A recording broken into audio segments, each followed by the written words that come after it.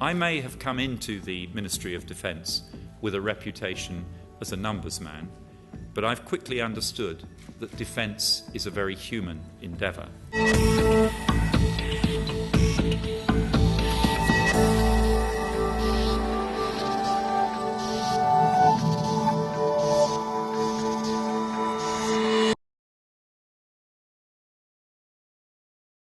To Rusi, and I'm very pleased to say that this is a slot for the first major speech of our new Secretary of State for Defence. Philip Hammond is the MP for Runnymede and Weybridge. In opposition, he shadowed a series of jobs, including health, trade and industry, work and pensions, small businesses. He did 2 stints shadowing the Chief Secretary to the Treasury, and in the new government, he's been Secretary of State for Transport, and now since the 15th of October, he is the Secretary of State for Defence.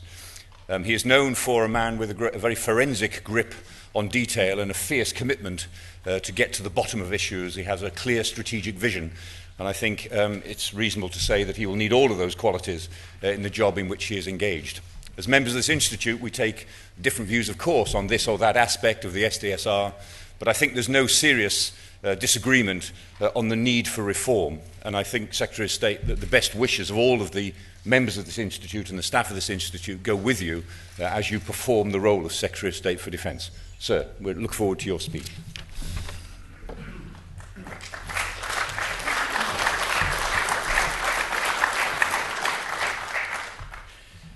Well, thank you very much for that introduction. It is now just over a year since the publication of the Strategic Defence and Security Review.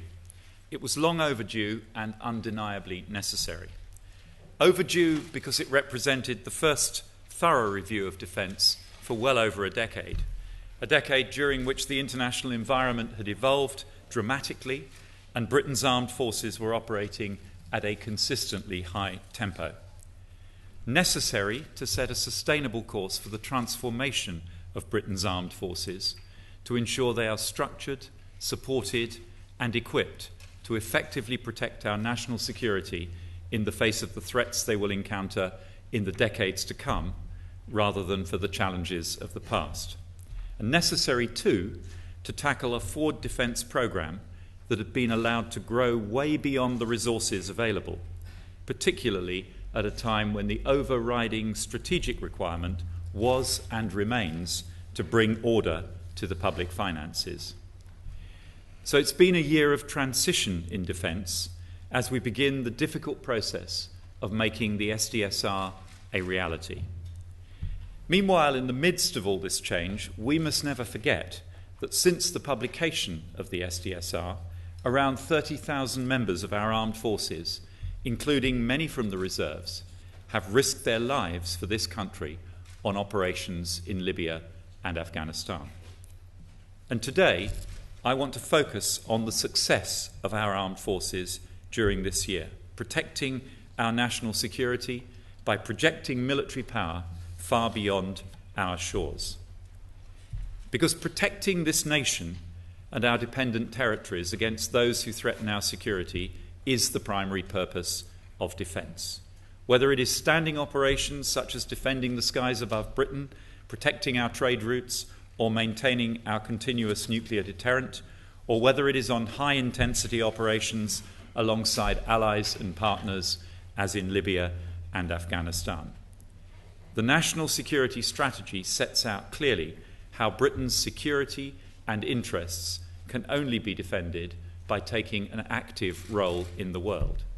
And such a role includes maintaining the capability and the political will to intervene militarily with the law on our side and alongside partners wherever possible, tackling potential threats to our own security at their source with diplomatic, development and military tools, rather than waiting for them to manifest themselves on the streets of our cities. And that is precisely what the enduring campaign in Afghanistan is all about. In Afghanistan today, the operations of Britain's armed forces as part of a wide NATO-led coalition are directly related to our national security. Today, our mission is to ensure that Afghanistan does not again become a safe haven for international terrorism as it was under the Taliban before 9/11. We are fighting there to diminish the threat on our streets here at home. So our goal is not a perfect Afghanistan, but one able to maintain its own security and prevent the return of international terror groups. We are not there to impose a Western liberal democracy, but we do recognise that an enduring solution in Afghanistan must embrace all its people. So this is not just a military campaign, but a comprehensive strategy linking progress on security with that on development and governance. Achievement of our goal requires us to build the capacity of the Afghan National Security Forces and the Afghan government so that Afghans themselves can be responsible for their own territory, their own security, and their own affairs. The process of the transition of lead security responsibility to the Afghan government is on track and set to complete by the end of 2014. President Karzai recently announced the second tranche of transition, so the Afghans are now beginning formally to take on responsibility for provision of security to over half the Afghan population. This includes Nad Ali in Helmand province, a place which, as the Chief of the Defence Staff recently reflected, was effectively a no-go area when he was commander of ISAF a few years ago. This represents very significant progress. The experience in Lashkargah, the capital of Helmand, which entered the transition process in the first tranche in July, provides an increasing degree of assurance about the Afghan capability to manage security after 2014. Since then, the ANSF have dealt with all security incidents in Lashkargah city without the need for ISAF support. That has been a source of considerable pride, both to the Afghan security forces and to the civilian population. But we should be clear that Afghanistan will need continued support, albeit not combat support, for many years after 2014. And as we made clear on Monday at the Bonn conference, the UK stands ready as part of the international effort to provide that support. On the ground in Afghanistan, as I've now had a chance to see for myself, there is clear evidence that the ISAF troop surge has brought security gains, limiting the insurgents' ability to prosecute their campaign. In the UK area of operations in central Helmand, the number of attacks by insurgent forces has decreased considerably. This has encouraged something like normal life to return to many areas.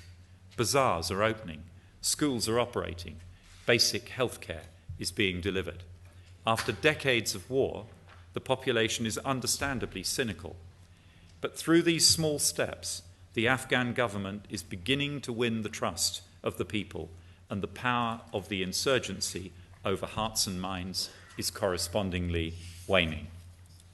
Maintaining that momentum will be the challenge of the transition process between now and the end of 2014. But let us be under no illusion. The progress we have seen this year has been hard-won and is not irreversible. The insurgency may be diminished and under considerable pressure, but it remains a nationwide threat.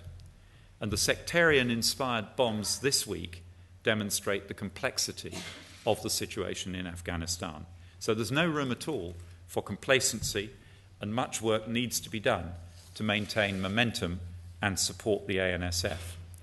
And as they take a greater share of the responsibility for their own security and bear more of the brunt of operations, so they bear a greater share of the sacrifice too. But even with the improvement in security in Helmand, between October last year and October this year, British forces serving with 3 Commando Brigade and before them 16 Air Assault Brigade had an average of 14 significant contacts with insurgents every day and uncovered around 900 improvised explosive devices. I want to pay tribute today to the 390 members of Britain's armed forces who have lost their lives over this last 10 years, fighting for our national security in Afghanistan, and also to the many, many more who have sustained life-changing injuries. It was a sobering and a humbling experience for me to pay my respects to the dead, not only at the cenotaph on Remembrance Sunday, but also at the memorial at Camp Bastion on Armistice Day itself. There could be no more poignant reminder that the sacrifice we commemorate each year is not just a historical fact, but a current living reality. I want to be crystal clear about one thing. Our forces will get the support they need to succeed in the task they have been set. However great our difficulties, nothing will be done that would compromise current operations. The successful conclusion of the combat mission in Afghanistan is my first priority and the first priority for the Ministry of Defence. Much has been talked about the pressure that Afghanistan places on our forces and their capability to deal with contingencies. Much scepticism has been expressed about our ability to do anything else simultaneously. But this year, our armed forces have shown that even with the enduring campaign in Afghanistan, they have the capability and the capacity to respond when the national interest requires. We could, of course, have stood aside as Gaddafi made good on his promise to cleanse Benghazi house by house, street by street. But thousands would have been killed, and a festering rogue state with a grudge against Britain and all we stand for would have emerged on Europe's borders. None of this would have been in our national interest. None of this would have served our national security. Indeed, it would have diminished it. As a result of the leadership shown by the United Kingdom and France, we had the authority to act through the United Nations, we had the power to act through NATO, and we had the support of the Arab League and neighbouring countries to do so. So the action we took in Libya was necessary, it was legal, and it was right. The response of our armed forces to the crisis in Libya was outstanding, displaying the very best of British military skill and equipment. Let me just highlight a few of the milestones that Operation Ellamy represented. It was the RAF Typhoon's first multi-role contribution to operations, flying over 3,000 hours, proving the aircraft's versatility, endurance, and critically, its reliability. The Army Air Corps Apache helicopters were flown over contested territory from HMS Ocean for the first time in an amphibious strike role. It has proven the Royal Navy's Response Force Task Group concept, with the Navy's ships clocking up 100,000 nautical miles in support of operations while undertaking simultaneous separate missions in different theatres. It has proven the efficacy of the UK's arsenal of precision-guided weapons and intelligence, surveillance and targeting systems in minimising civilian casualties and collateral damage while maximising effect. These are all significant British achievements, but of course are just part of the overall effort, an effort undertaken by a wide coalition focused on political, diplomatic and humanitarian as well as military effort. I'm pleased to be able to announce today that our final estimate of the net additional costs of operations in Libya is £212 million, made up of £145 million of operating costs plus a further £67 million on replenishing munitions. This is almost a third lower than the estimate my predecessor provided to Parliament in October. This is due to the speed with which operations concluded and a reassessment of the cost of replenishing munitions used. A successful outcome in every respect. And I want to take this opportunity to thank Liam Fox for the decisive leadership he showed as Secretary of State, not just in relation to Libya, but also for not shirking the difficult decisions taken as part of the SDSR. The adaptable posture set in place by the SDSR is an effective answer to the volatile nature of the current international security environment. It may not have mentioned Libya by name, but the national security strategy placed an international crisis, drawing in the UK and its allies, in the top tier of risks over the next 5 years. The force structure set down in the SDSR provides the capability for us to continue to play our part in an international response to events during this period of transition. Our vision for Future Force 2020 is a strategy-led, resource-informed blueprint for powerful, formidable and adaptable military forces configured for a new era, for the real world we live in and the real threats we face. But implementing that vision requires bringing the defence budget into balance in order that Future Force 2020 is sustainable. And it requires reform of the way the MOD does its business, and indeed the way that the political leadership engages in the process, so that the same problems do not arise again. That means taking the tough decisions now to build for the future. In opposition, when I was Shadow Chief Secretary to the Treasury, I worked closely with Liam Fox as the then Shadow Defence Secretary on our party's approach to the management of the MOD budget to protect and enhance the capability of our armed forces. It was clear then, and it's even clearer now with the books open in front of us, that the way the defence budget was managed over the last decade by the Labour government was hugely damaging to our national security. Labour ministers were ordering equipment they had no money to pay for and forcing the military to live a hand-to-mouth existence in consequence. As the budget spiralled out of control and as the room for manoeuvre on individual projects was ever more constrained by contractual arrangements, decisions were increasingly taken on the basis of short-term cash management, not on military priority.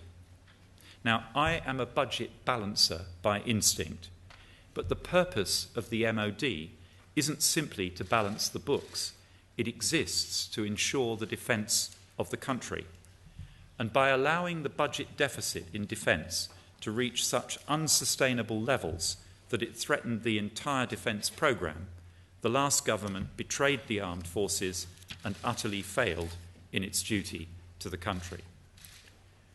So the situation we face now, after the years of political failure to grip the problem, is that eliminating the black hole in the defence budget is the only way to sustain military capability over the long term. If we don't reshape it now, we won't be in a position to order new equipment and capabilities for the future. Our challenge is to move from fantasy budgets of the past to a firm foundation for the future. This is a transition that is essential to the future of defence, but no one should be under any illusion that it will be easy or that it will be pain-free. Future Force 2020 must be a force fit for the challenges of future warfare and the real-world risks we are likely to face. But it must be built on a defence programme that is affordable now and sustainable into the future.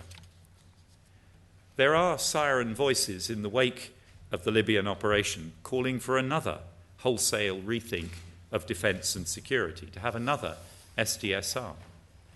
The opposition carps over the tough decisions we have had to take, decisions that they ducked because they were too difficult and too politically uncomfortable. It is their legacy that constrains our ability to invest in new capabilities. They promised new Chinook helicopters, yet they had no money for them. They committed to Trident replacement, but omitted to include the cost of it in their budget plan. They tied up their unaffordable shipbuilding programme in unbreakable contracts. They, in effect, had a fantasy defence programme. Now they agree that the MOD's budget needs to be put on a stable footing, but refuse to say what they would cut. Of course, there are many valid and finely balanced arguments about the utility and necessity of individual capabilities. But if the decisions that were made in the SDSR had been easy, they would have been taken years ago. And I know that as we work through the consequences of the strategy the SDSR put in place, we will continue to face those finely balanced choices. But let's be under no illusions. Unpicking the SDSR piece by piece is simply not an option. I am clear that the end point the SDSR sets out for our forces is the right one to meet the threats that we face. I regret, in particular, the cuts in personnel that are required, but I have no doubt that the armed forces that will emerge from the implementation of the SDSR will be formidable, flexible, and adaptable, structured to defend the country and project power abroad, equipped with some of the best and most advanced technology in the world, a superbly trained and disciplined force that will punch above what will anyway be a very considerable weight. This is not a vision of retrenchment. It is an ambitious programme of renewal after a decade of continuous operations and budgetary incontinence, a blueprint for a sustainable future as one of the world's most capable fighting forces. So let me be clear about my approach. I'm determined that we neither compromise current operations nor constrain future defence capability.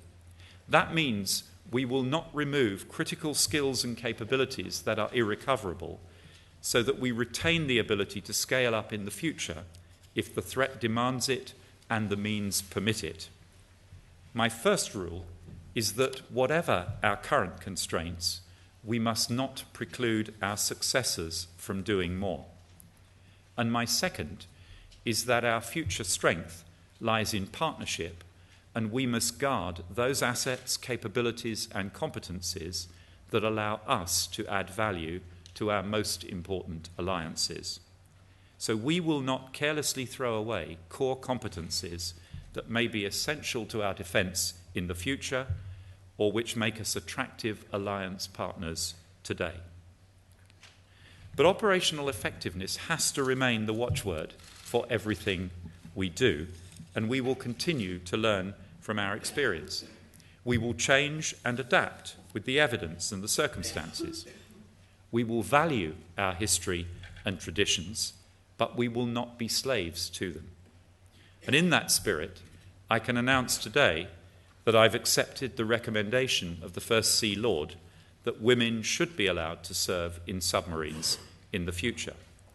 Female officers will serve on the Vanguard class submarines from late in 2013, followed by ratings in 2015, and women, officers and ratings, will be able to serve on the Astute class submarines from about 2016. Ladies and gentlemen, as difficult and as challenging as it will be, the transformation programme is essential to balancing our books and modernising our organisation. And that includes implementing both the blueprint of the SDSR and the defence reform agenda set out by Lord Levine. But this is not a bookkeeping exercise or a management consultancy game. The point of what we are doing is to create the ability to deliver standing military tasks sustainably and project our formidable power when our national security requires it. I may have come into the Ministry of Defence with a reputation as a numbers man, but I've quickly understood that defence is a very human endeavour. And that, I hasten to reassure you, is not me going soft. It is a recognition that the quality of our people is a potent force multiplier. Our cutting-edge, high-tech equipment only comes to life with the skill, professionalism, and commitment of those people. The men and women of our armed forces are the greatest asset we have. That is why we are committed to rebuilding the Armed Forces Covenant, and that is why it is my firm belief that when the government asks our armed forces to put themselves in danger in pursuit of our national security, it is our duty to make sure they have the proper support and the best tools we can give them to do the job. In defence, we now have a clear programme to deliver on this pledge. Our future defence will be secured by the partnerships we make and the platforms we invest in. But above all, it will be secured by the people who serve in our armed forces. Over this last year, on operations in both Afghanistan and Libya, and on standing tasks at home and around the world, our armed forces have reminded us yet again why we value them so highly. As we look to the end of combat operations in Afghanistan in 2014, I hear people asking what we will do to keep our armed forces occupied. It would be a high-class problem to have. And in this volatile age, I think it would be a bold man who would bet on a period of military idleness.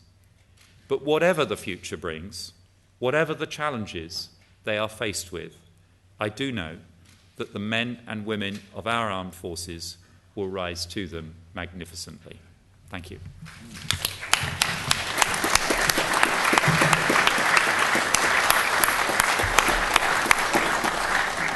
Secretary of State, thank you very much indeed. Yes, the Afghanistan operations remain our first operational priority, and the black hole remains our first existential priority, without which capabilities cannot be developed and maintained. I think that's a pretty clear and sobering message. Thank you.